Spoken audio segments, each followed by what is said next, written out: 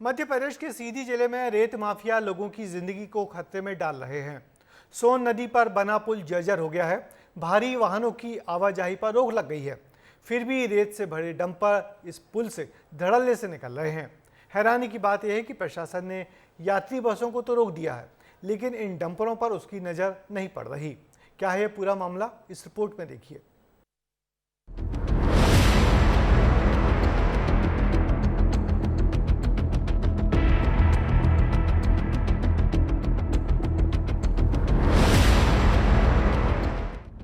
Board को देखिए, लिखा है पुल क्षतिग्रस्त है, जिस पर बड़े वाहन निकालना प्रतिबंधित है। सीधी जिले में लगातार अमिलिया पुल की हम बात करें, जो बहरी से हरमना मार्ग पुल है, वो यहाँ पे लिखा हुआ है सावधान भारी वाहन प्रवेश वाहन वर्जित है। कलेक्टर का आदेश है, लेकिन लगातार यहाँ पे अगर कहें तो रेत के भारी भरकम वाहन निकलते हैं। ये देख लीजिए, विजुअल के माध्यम से हम आपको दिखा रहे हैं कि ये बहरी और अमिलिया पुल है, जहाँ पे भारी भरकम वाहन जो रेत के वाहन है वो निकलते हैं, लेकिन जो यहाँ की बसें हैं, जो सवारी वाहन है, वो यहीं पे रुक जाते हैं। अगर यहाँ पे बड़े हादसे अगर होते हैं तो इसके जिम्मेदार आखिर कौन होता है? साफ है, बड़े वाहन गुजरे तो हादसा हो सकता है, लेकिन ये क्या, यहाँ तो बड़े बड़े डंपर गुजर रहे हैं। डंपरों की कतारें लगी हैं और ये भी रेत से भरे हुए ओवरलोडेड डंपर हैं। ये बेधड़क निकल रहे हैं, लेकिन कोई रोकने वाला नहीं है। वहीं पे अगर यहाँ के जो सत्ताधारी नेता हैं, लगातार इसी पुल को लेकर के चुनाव लड़ते हैं और लगातार इस पुल को कहते हैं कि हाँ, यह पुल बनवाएंगे और चुनाव जिताओगे तो पुल बनवाएंगे, लेकिन चुनाव जीतने के बाद यहाँ पे पुल तो नहीं निर्माण। ये भारी भरकम ट्रक निकल रहा है, आप देख सकते हैं, इस ट्रक के कारण यहाँ पे ट्रक निकल रहा है, लेकिन इसको अगर हम बात करें, ये पुल है, लेकिन इसको कोई देखने वाला नहीं है। अगर यहाँ पे कोई हादसा हो जाए तो यहाँ पे सिर्फ नेता यहाँ पे ये कहने आएंगे कि यहाँ जनता जो है वो हो गई, इनके परिवार को सांत्वना देने आएंगे, सांत्वना देने के बाद यहाँ से फिर चले जाएंगे।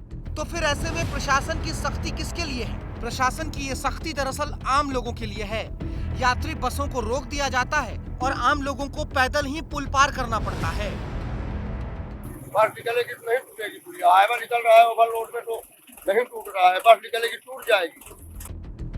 दरअसल सीधी से लगभग 40 किलोमीटर दूर हनुमना बहरी रोड पर यह पुल बना है। ये सोन नदी पर बना पुल करीब 90 साल पुराना है।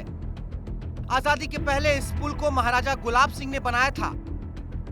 2022 में जब यह पुल टूटा तो भारी वाहनों का निकलना प्रतिबंधित हो गया।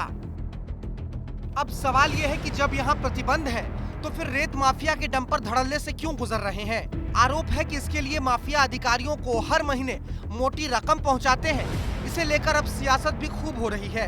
कांग्रेस बीजेपी पर निशाना साध रही है, तो विधायक का कहना है कि उन्हें ऐसी कोई शिकायत ही नहीं मिली है। लोडेड वाहन है जो रेता का ओवरलोड करके जो चलते हैं, उनको महीना या डेली के हिसाब से बंधे हुए थाने, और उसमें सबसे बड़ी बात है कि जो जिम्मेदार जनप्रतिनिधि है उनका सबसे बड़ा हाथ है, और जो एंट्री वहाँ हो जाती है वही वाहन निकल पाता है, नहीं तो वो वाहन भी नहीं निकल पाता है। देखिए, वो पीड़ा तो हम नहीं सुने हैं, न पीड़ितों से हम मिले हैं, लेकिन ऐसा ये हमारे संज्ञान में नहीं है, और ऐसा तो होगा भी क्यों।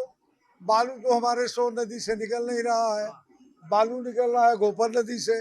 गोपर नदी का टेंडर हुआ है और सभी जगह काम चालू है। अब अधिकारियों को भी सुन लीजिए। उनका कहना है कि आदेश का पालन करना जरूरी है। अधिकारियों को निर्देशित किया गया है कि रास्ता बंद कराने की व्यवस्था बनाई जाए।